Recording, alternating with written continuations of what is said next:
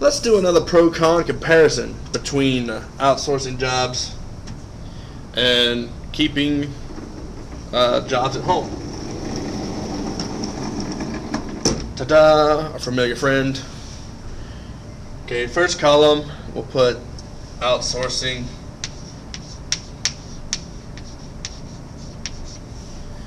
Then second we put American.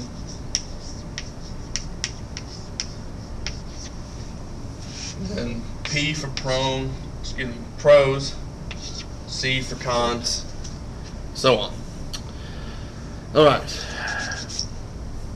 2 pros for outsourcing that I just mentioned.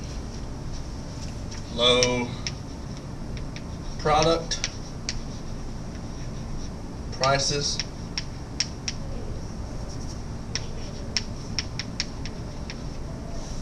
and maximum profits.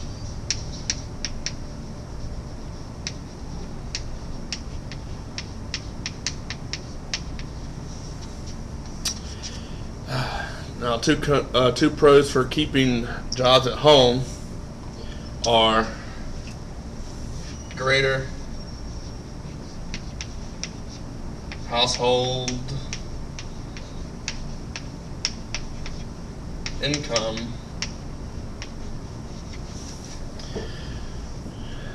and increased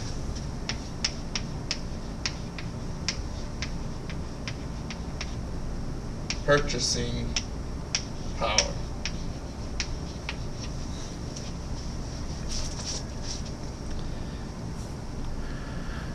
Now, 2 cons for outsourcing. Obviously, it would be a lower income for household,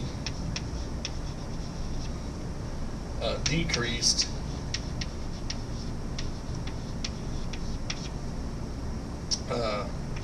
purchasing power. Then over here we have 2 cons for keeping jobs at home.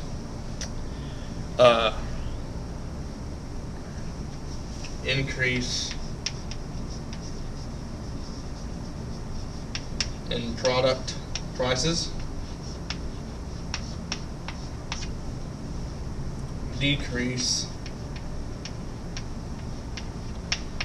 in profits for the businesses.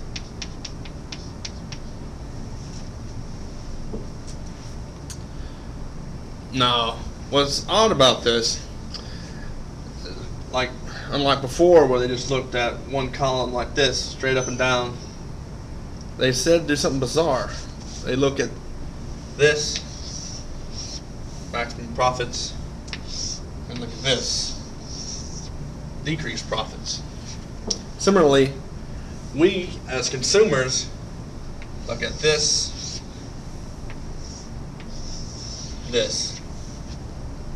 lower or higher product prices. This, just like in the progressive tax system, creates an anti-American jobs paradigm because businesses greedily want more money, even if they'd make $99 million instead of the $100 million. And because we are programmed to want a consumer-based economy, we want lower prices, whether we recognize what generates those low prices or not. What the government has begun looking at, however, and what we as ordinary citizens need to look at, is this and this. As households, we need to look at this, and the government is looking at this.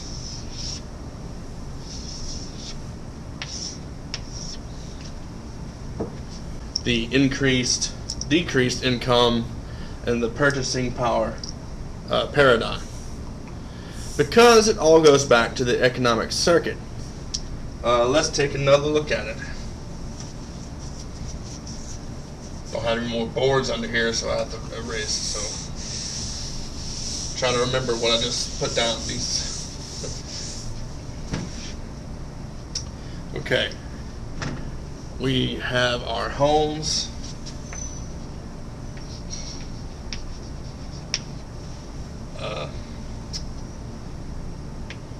businesses in the government as our three nodes. Okay, households and businesses pay taxes to the government. Now, which the government then uses either indirectly through services in the form of roads, national security, education, or directly in the form of funding to businesses like the SBJA, or tax credits and rebates where possible. So we have this here.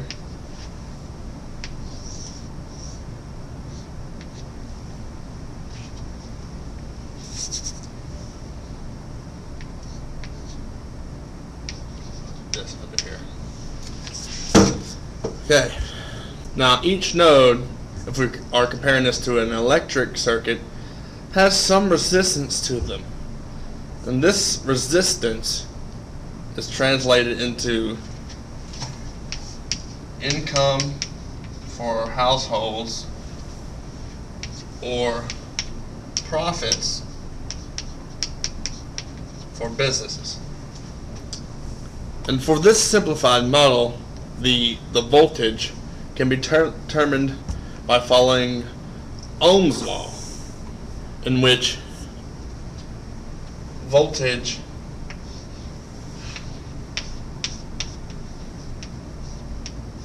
equals can be determined by the current. So I'm going to symbolize it with the standard notation of a big I, and it's determined by the current, big I, and the total resistance, capital R, through the circuit. Oh, also forgot to mention in the circuit that homes buy things from the businesses. So there we go. Forgot to close my circuit. Okay. Now, if the resistance keeps getting larger, i.e. businesses increase their profits without paying their fair share in taxes and or wages, then we could see that the current decreases, and left unchecked, the current will eventually reach 0. Why does this matter? Well, if we are considering this like an electric current, or electric circuit, then the power generated by the circuit is calculated by this formula. Power equals current times the voltage, or current squared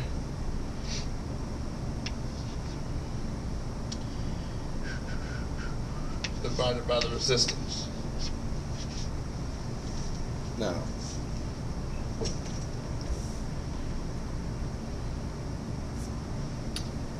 as you can see, if the current goes to 0, then there's no power generated. This essentially is what determines the nation's well-being. We talk about how powerful a country is because of this, that, and the other. But that was because through our history, the current was maintained at a relatively high level. That is to say, money was free to flow with little resistance. The ironic thing here is these businesses that scream about letting the free market play itself out are causing it to collapse. So what we have to do is hit these businesses with a 1-2 punch. One coming from the objective objective. The increase, decrease in income and power purchasing paradigm than a dose of our own subjectivity. If businesses hate paying taxes, then they'd hate to have to pay outsourcing taxes. So we reward them by the pressure relieved from having to pay the tax in the first place by having American workers, and we can even give more incentive through tax benefits or subsidies for those that don't outsource. Now, I hope I answered your concerns and not that I didn't confuse you any further than I already have. Now let's move on to another reply of sorts. Also in the last episode, I shared a new approach I found and subsequently made a critique against the approach, asking the original presenter, Greg Craven, to hopefully answer the critique. Well, he did, but what I did not realize was that he did it 3 years ago. Colored me embarrassed. I guess it was the Glenn Beck in me. So 3 years ago, Greg Craven had this to say. Remember how in the critique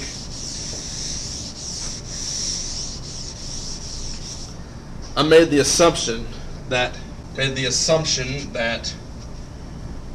the costs here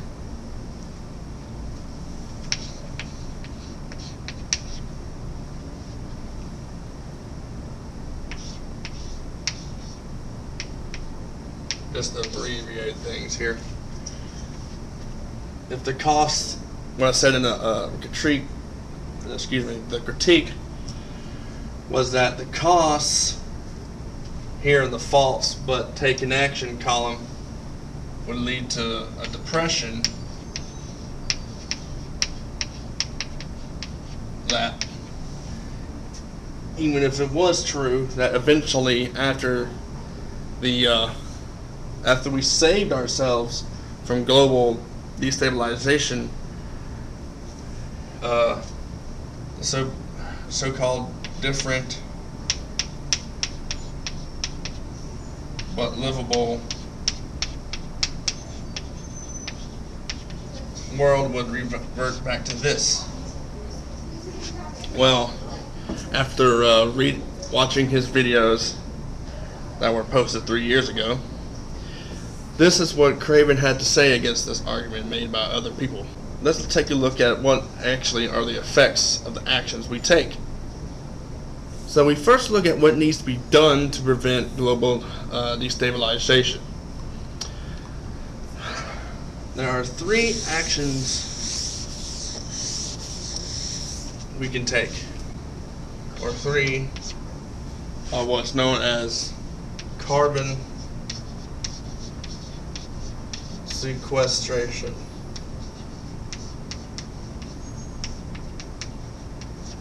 Which means we take the carbon out of the air and put it into the ground. Now look, only one of them allows to keep fossil fuels, while the others result in the removal, either immediately or eventually, the removal of the fossil fuel economy. The third one, that gives fuel fossils a chance to survive, only at most slows the amount carbon goes, only slows the amount of carbon going into the atmosphere. So one of the other 2 techniques are required to pick up the slack, which, like I said before, gives a death sentence to fossil fuels, as both will make the use of them obsolete. The only difference being sooner or later.